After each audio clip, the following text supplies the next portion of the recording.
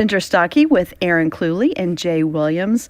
Three wonderful friends who are all in very different stages of life and know the importance of having honest, loving women around you. When we need a little extra help, we call up Miss Joyce and we ask her. Because sometimes you just need to talk about life with your girlfriend. So consider yourself one of us now and let's talk it out. Talk it out. Talk it out. Oh, there's that theme song. It's back. It's back. Coming back. Can you make it go away? I don't know. Talk it out. Well, we have been talking about relationships, so we're going to continue that discussion today. And there's so much to talk about in relationships. We started last week talking about girlfriends, basically, how we all need them, how we all want them, and yet sometimes it's not that easy. You don't have people around you, or it's not going as well as you would like it to. So last week we talked about that phrase that we throw around here about more Jesus, less drama, right? And this week, we're asking the question, are you the one causing the drama? So we're going to look at ourselves and see what kind of friends we are this week. We have been looking at the resource, which is absolutely free. So if you want to get this, it's really helpful, called Enjoying Successful Relationships from Joyce. You can get it as a little booklet or digital. You can find it at joycemeyer.org/talkitout. And it's really good. So that's what we're continuing to talk about today. Yeah, it's a really helpful little booklet too. I've been reading through it and I'm like, oh, these little nuggets are so good. So make sure you download it because it's fun. It actually does like what we're talking about today with checking out how we are as friends. It's going to be fun. Yeah. It's going to be, sometimes it's a little difficult to think of yourself as like, the reason why a friendship doesn't work out, because you always want to point the finger at someone else. But that's so true. It's like, it's their fault. Why do I have to look at me? Why can't I just blame everybody else? Let's talk about you again. I'm way more comfortable with that. You tore up our friendship, not me. Yeah. And we also have a guest with us today who we're excited for you to meet, because we told you a long time ago, back in season 1, that we really are 4 friends. Yes. Not just 3 friends. Yeah. And one of our friends, Megan, moved away not long ago. Yeah. And abandoned us. We missed She her. left us. Exactly. So single girls, be listening, because Megan is our single friend and she's going to have a lot to say about this. She's going to have so much wisdom to shed and story. I heard she had a good story to tell us too. Yeah, because we're going to transition from just friendships into men and dating, and next time we'll talk about marriage. So yeah, good stuff. So do any of you have any examples of friendships that have been trying for you? Or you want me to go first? You're both looking at me like... Because I don't want to be the first to say this group. No, I'm just joking. I know. How do I say it? How do Their names rhyme with Ginger and Pay. You're not very good at rhyming. That was not my strength in school. With the rhyme. Yeah, you go first this time. Well, I used to have this friend that I would put in air quotes. Oh my God. I Every had time you this said friend, you put it... She would say the nicest things, but always follow them up with a but. So Oh, that's terrible. she would say things like, "Oh, that is the cutest outfit, but those shoes." Oh. Or really? You look really nice today, but let's do something with your hair. Yeah. And so She can't just give a That's compliment. awful. no, it just wasn't possible for her. And so for a long time, I'd laugh because it was kind of funny. And then after a while, you start to think, well, can't you just say something nice and stop? And then after a while, because this is the way I get, I'm like, bring it on. Say what you want. I can take it. And so that was one of those friendships that you don't want to call it a friendship and then sneer every time you're going to be with that person. Yeah. No. Wow. So not worth that your was a little time. bit of a tough one. Yeah, Yeah. for sure. Had to adjust. Aaron. I have one. Yeah. I'll probably cry. It's going to make Ira, our producer, so happy. He likes it when we Mostly cry. because it's his fault. Oh. So I had this realization yesterday. He came by my office and just gave me some encouragement. And so I was processing this encouragement when I got home last night and was realizing that a lot of times I think in friendships, even with the two of you, just to be super honest, I am afraid to be too vulnerable with friends and often feel like I'm the weaker link, like the weakest link.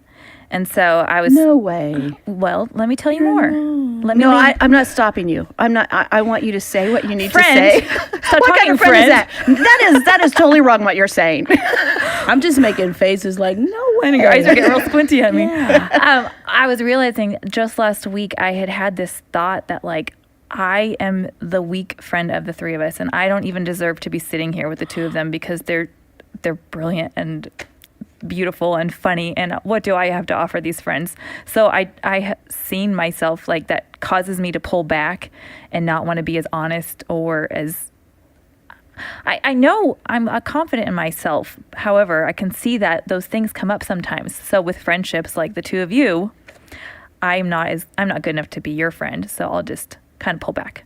Oh my goodness. Well, okay, first of all, thank you. Seriously, thank you for sharing that, because I think every one of us feels that way. Yeah. I think we can all look at each other and say, you guys are both amazing. Joyce is obviously incredible. How can I be even connected? Even all of our friends that are listening, everybody just has so much to offer. And when I compare myself to anyone, I can say that. Yeah. So. Yeah. You are the person that keeps this friendship even kind of, you're like the heartbeat to it.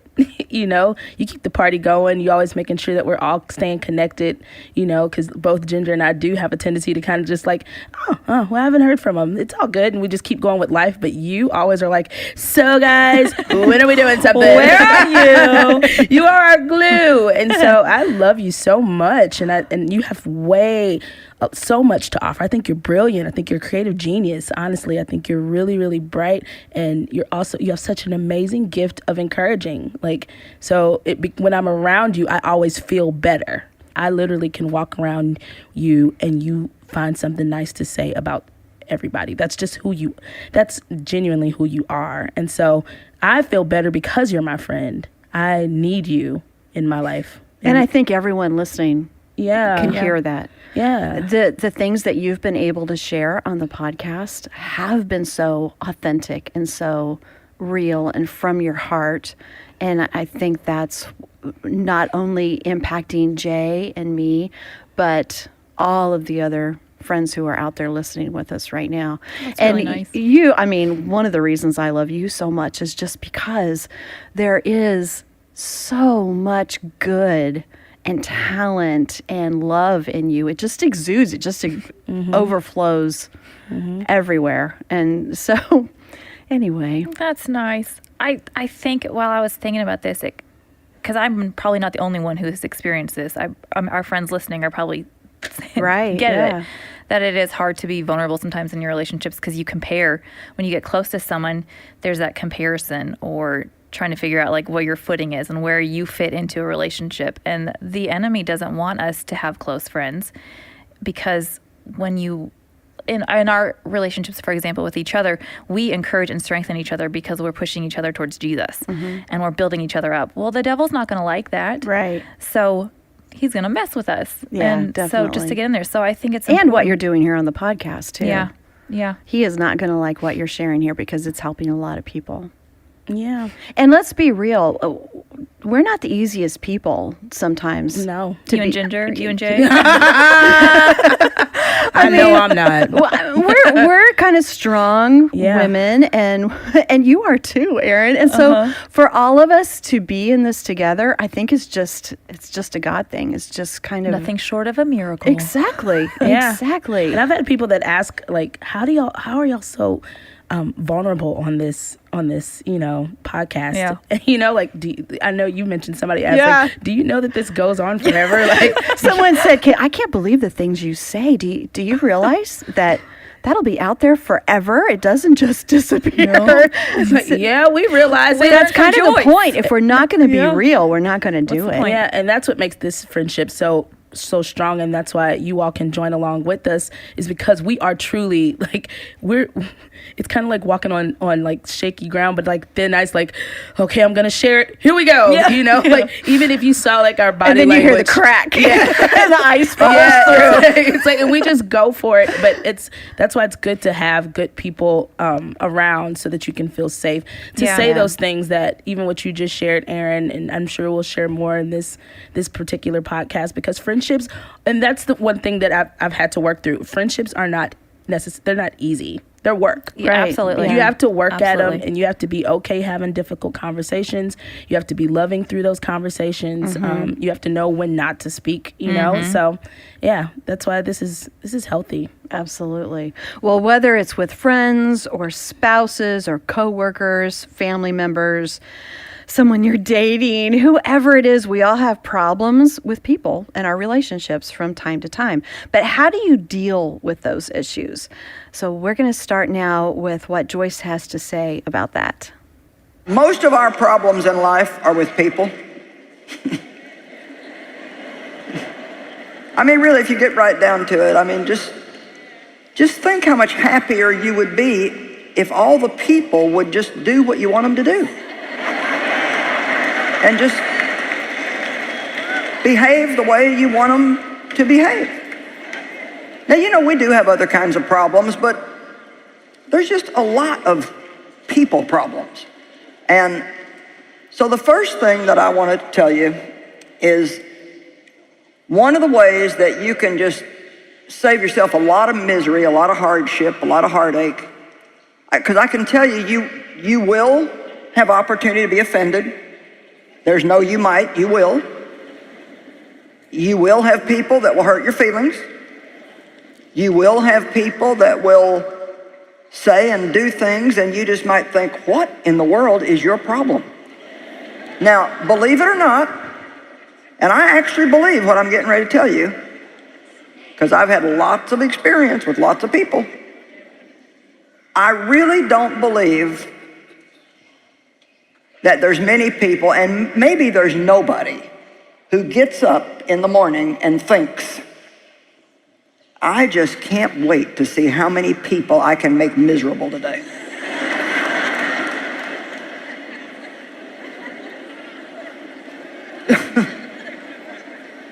I mean, I just don't think that people do that. And I think that most of the pain that we get from other people are a result of their own pain. You're not all ready to swallow that, huh? Sounds to me, Joyce, like you're getting ready to ask me to feel sorry for him. Well, no. But my father hurt me so bad, and he hurt my mom so bad, and my brother, and thank God, through his grace, I was able to recover and still have a decent life. But my mom never had a decent life. My brother ended up committing suicide, and it's just, he just hurt so many people so bad. But you know what? He was a hurting man. He was a miserable, hurting man. And when you're miserable yourself inside, it's going to come out somewhere. And it's going to come out on somebody. Now, that doesn't mean that it's okay for people to do that. It doesn't mean that we just let them abuse us and don't confront them or take up for ourselves. That's really, to be honest, that's not even what forgiveness is. It's just not. But one thing that we are commanded to do in the Bible, it's not a suggestion. Come on, the things that Jesus said are not suggestions.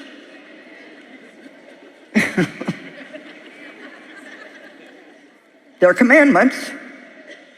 And not all of them are things that will keep us out of heaven if we don't obey them, because we're saved by grace through faith.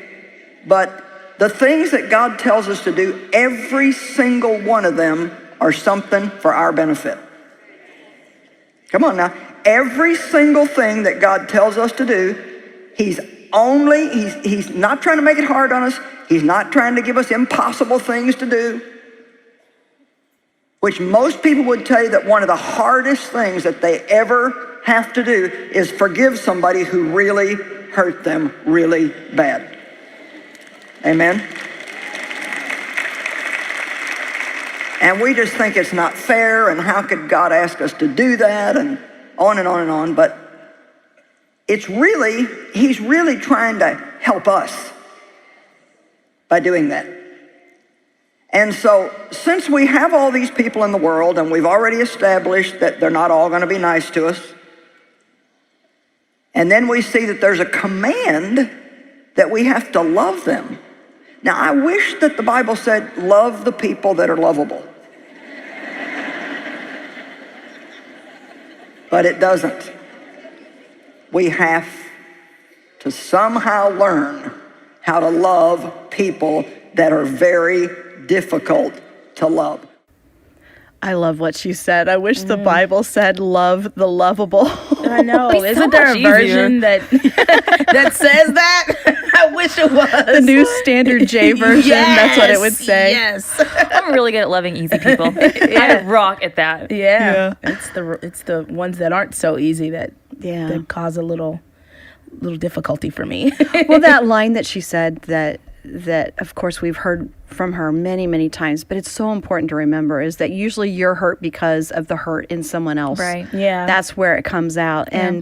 And I've had a relationship in my life that I have really seen turn around through remembering that, because it's been hard, and the things that are said or the things that are done, and they hurt you. You know, they kind of cut to your core, and then you begin to think about the motive, because I think motives are so much more important than what actually happens. Sure. Sometimes the motive, if it's not specifically to hurt, if I can get to that point that I realize that and let go of that hurt, and that forgive thing that Joyce is talking about is really important. But I've had a relationship like that for years and years and years, and it hasn't changed. And I prayed and prayed, and it hasn't changed. But I had to change. Yeah. My shifting my perspective of our relationship and not being offended, telling myself, I'm going to be unoffendable. I'm going to be unoffendable. Yeah. And I'm not going to pass it along to someone else either, you know? Yeah. Those two things have really helped our relationships. It's much stronger. It's amazing how when you can shift your mindset, Yeah. it is what it is. Yeah, right. But then it doesn't affect you so much. It won't destroy your day because Yeah. your perspective's That's different. the key. Yeah. Is how am I going to respond? I can't change how they're going to act. Yeah. And that's what's helped me establish relationships now. I had to do this recently where a friend was just like, she's like, I don't trust you. And it was just based off of just false stuff that wasn't really me. And I knew at that moment, because my flesh wanted to say like, but that's not true. That's not that. I didn't. And then the Spirit just calmed me down and was just like, it's okay. Yeah. It's not your job to change her mind about you. Oh, that's important. Like, yeah. He's just like, it's not. And then finally at the end of the conversation, I just said, you know what? I just don't believe we'll be friends. I love you, but I understand that everybody's not going to be my friend, and that's okay. Yeah. I still love you. We can still, see each other, be cordial when we see each other, but it's okay. Yeah. I still love you. And there are people who are listening, and I know I'm one of them, that have had some major betrayals of friends. Yeah. And it's so hard to get through. I mean, it hurts, and it's hard to understand why it happened. But to get to that point where you forgive is the really important thing, because if I hold on to it, I'm hurting myself. Yeah. If I can forgive and do what you said, Jay, I understand that we're not going to be friends at this point, but I'm not going to hold this as bitterness. I'm not going to hold this against you, and see what God does with it from there. Yeah, and it's still something I'm working through, because I literally have to keep saying, like, if Jesus can say, forgive them for they know not what they do, forgive them for they know not what they do. Like, if he can do that, I can do that. I have a hard time saying goodbye to relationships just because as you grow in life, you can't keep all the friends you've ever had. It's just you grow apart, and there's a lot. It's too much. It's too many things. But like the guilt of letting go of one, like saying I couldn't make that one work any longer, makes me almost feel like I failed because I couldn't keep them all my little fishy little friends chickens together. Yeah, Fishy friends. my fishy friends. Your fishy friends. Like not what we're I all meant. little guppies in your bowl of life. I I give you all of my pot, my friend pot. It is hard. It's hard to keep up with friends, and it's interesting when you move or when you have major life transitions, what relationships you stay close to and what ones you don't. It is not always what you think. No, it's not. No, and it's hard to know how to navigate that. Yeah. So you take on a little guilt with that sometimes? I do. Is it because you feel like you're responsible for everyone's friendship? I do, but yet I'm not really good at like long distance friendships, for example, because I don't want to talk on the phone and it's just so much work.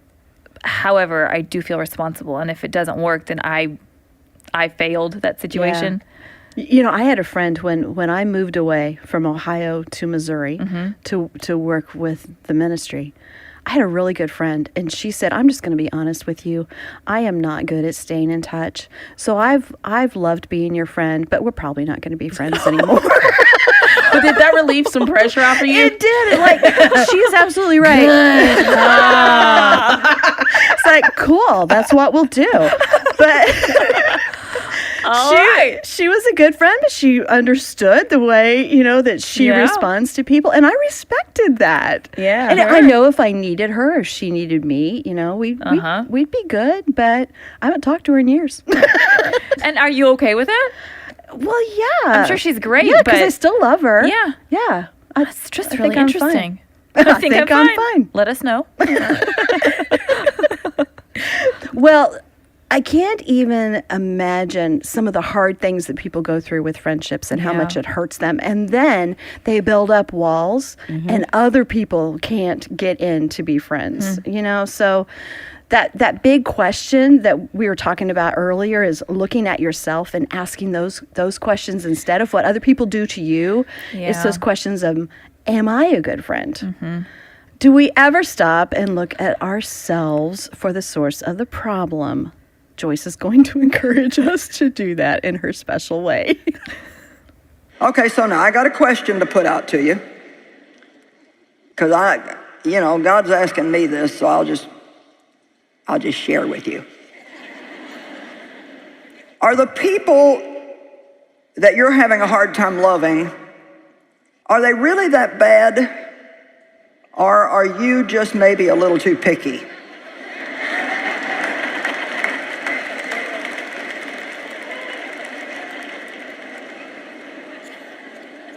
For example, I don't do slow very well. I'm like, I can do more things in 1 hour than most people could do in a week. And, I think fast, I make fast decisions, I move fast, so I just don't do slow people real well. So,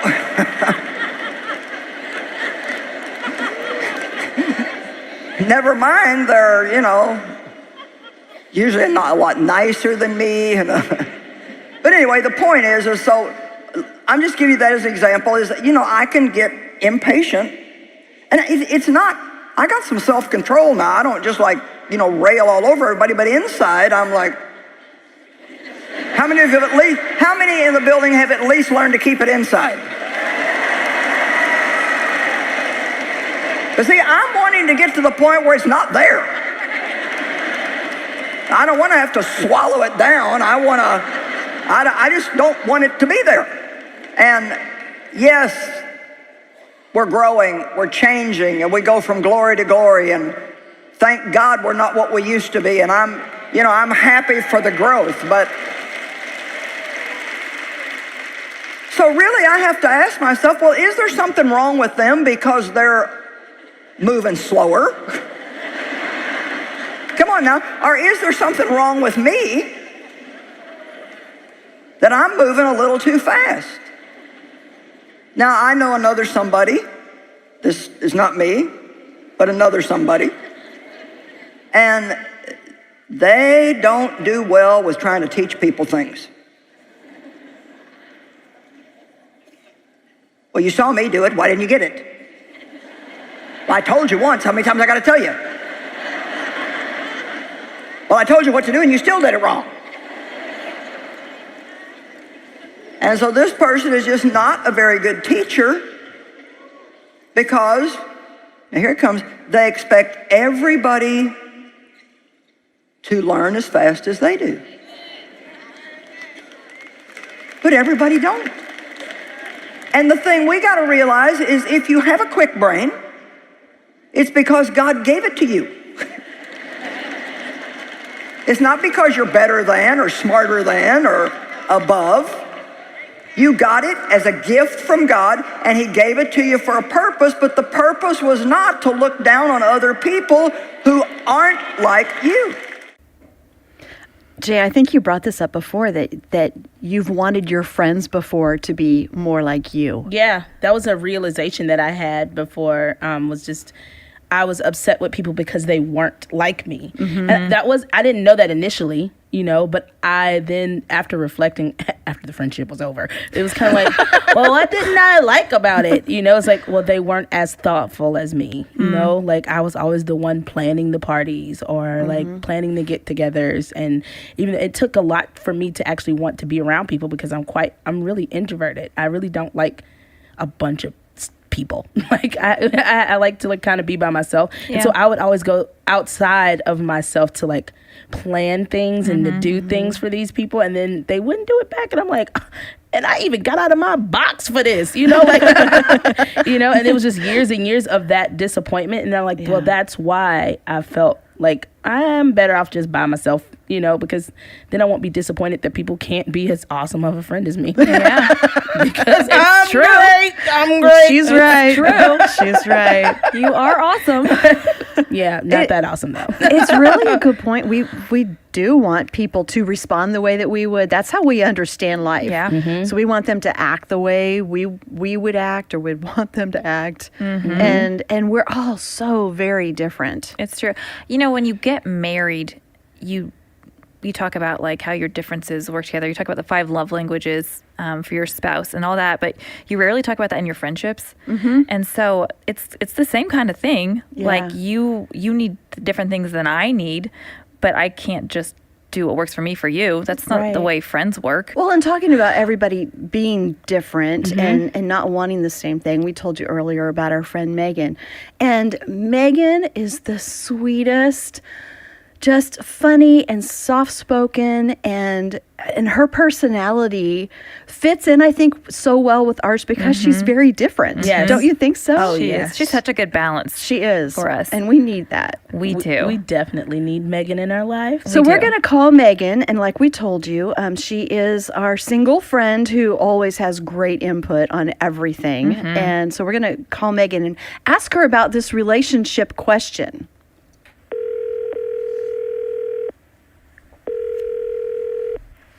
Hello. Hello. Hi, is this our friend Megan? Hi. Erin was just saying. I'm glad to hear your voice. We're glad to hear yours. I just can't. Erin was just saying when she talks to Megan, her voice gets higher and higher because she's so excited. Hi, Megan. I love you. Well, mine doesn't. Hey, Megan. Hey, Megan. What's up? What's up? Well, Megan, we're talking about friendships, like and we were just talking about how much we need you in our lives, and you're just such a wonderful balance for all of us, and we love you, and we think you're wonderful. But, that aside. Let's talk about the real stuff. I want to know, from your perspective, when you look at relationships with girlfriends, as a single girl, how important is that as a single woman to have people around you that you can trust and depend on? Next to God, it's probably the most important thing. And I could go on and on about just the 3 of you, but like he's blessed me with such great friendships that have been there for me through so much. I mean, I've moved across the country. I've changed jobs a couple times, been through like hard family stuff. And without friendships, like those people that, your family knows everything about you. They watched you grow up. They're with you through thick and thin. But friendships that like you choose to have in your life and they choose you to have in their life, like, it just goes without saying how important that is, that you can lean on them and choose them day after day to be there for you. I love that. Me too. We haven't talked about that there's something really wonderful in being chosen by someone else. Yeah. It feels be a so friend. good. Yeah. Yeah. Thanks for choosing me, Megan. Yeah. Oh.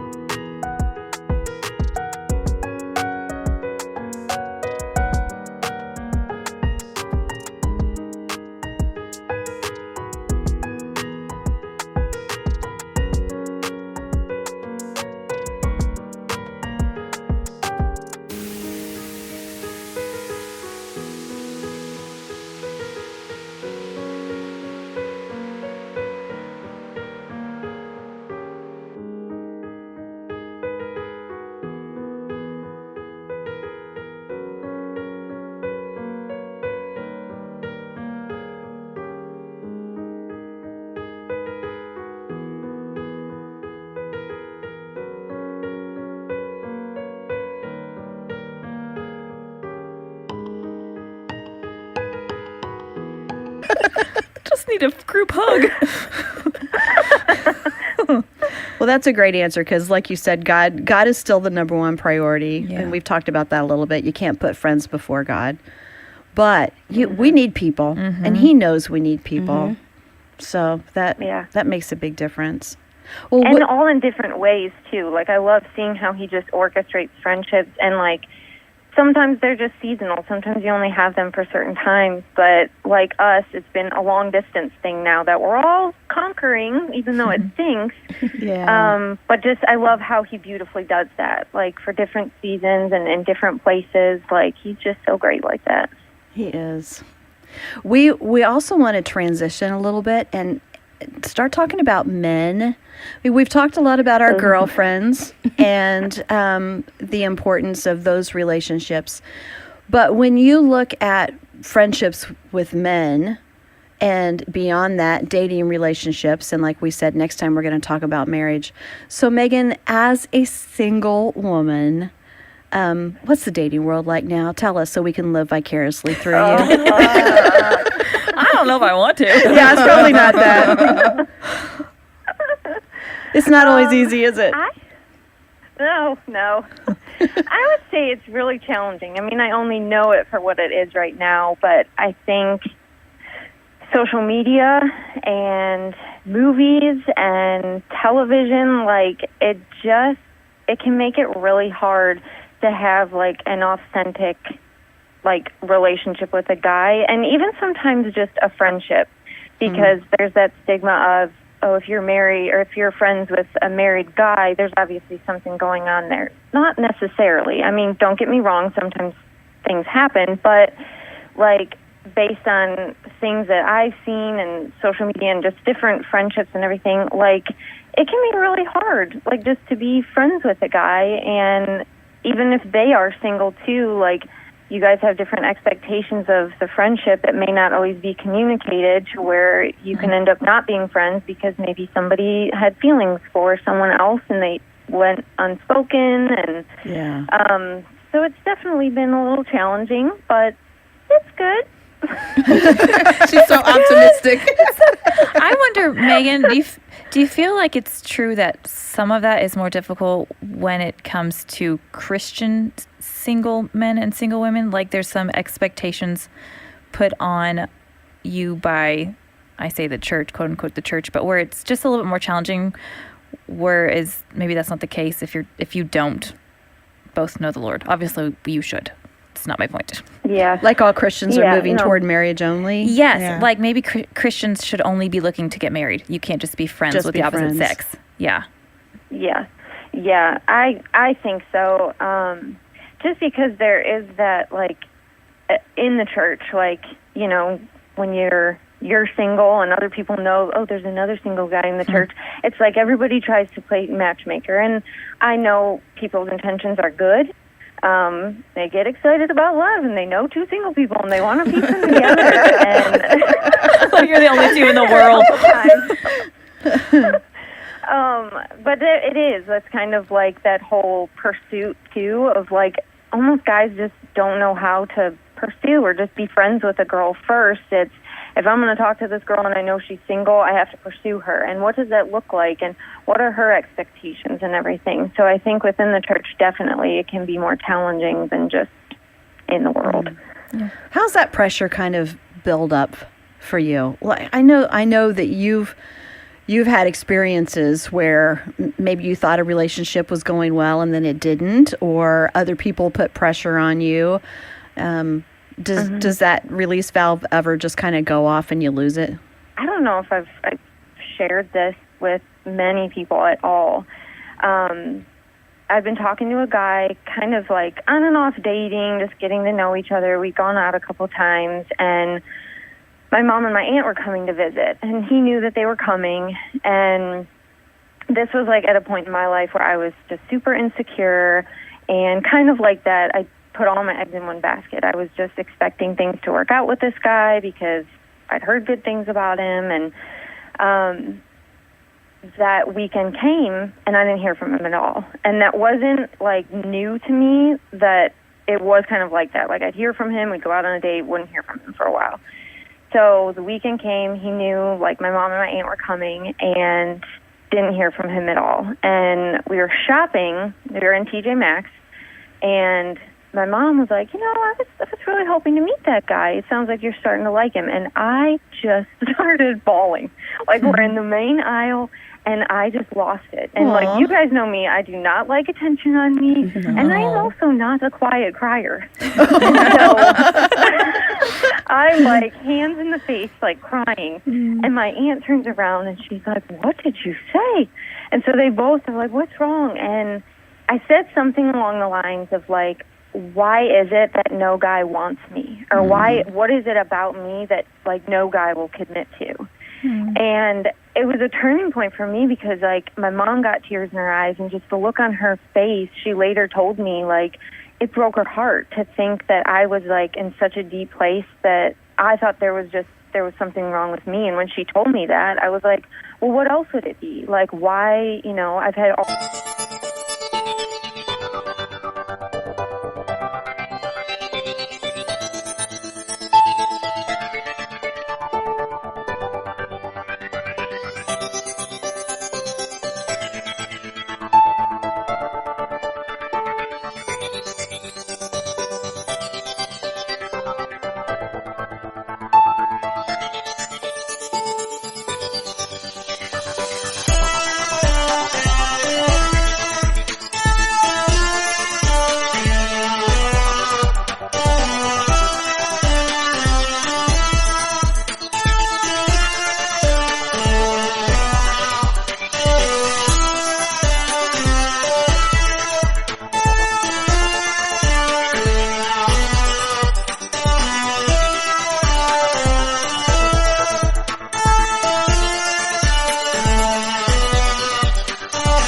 these guys like talk to me. I've gone out on dates, and like nothing has happened.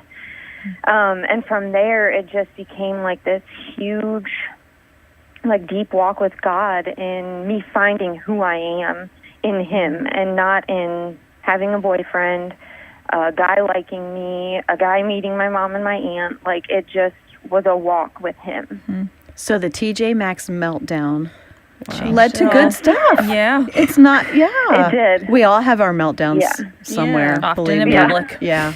Is it okay if we just call you sometimes when we need a little Megan input? Now and then on the podcast? Yes, of course. I would love that. Okay. We'll just call you off and on, and Erin's voice will get really high, and we'll all be really happy to hear from you. It's time to talk to Megan, because Erin talks like this. Thank you, Megan. We love you. Thank you guys. Love you guys. Love you. Oh, well, we have one more podcast on this topic, and we're going to switch and talk about marriage at that point. So our encouragement for you this week, when you're saying, okay, what do I do with all this? All that we've talked about, what we want you to do is to go out and really love people this week. Yeah. Work on relationships, no matter what relationship it is. Family, friends, just love people. And even those really hard to love, those challenging people, choose to love and forgive anyway. And then use hashtag Talk It Out, girls, and let us know some of the experiences that you've had this week. I think it'll be good stuff. It will be. Well, don't forget, if you haven't heard all of the podcasts, if you want to catch up on some of the other things that we've done this season, you can do that. Go to joycemeyer.org/talkitout. And like I said, use that hashtag Talk It Out, girls. Check out our Instagram stories, all the fun stuff. And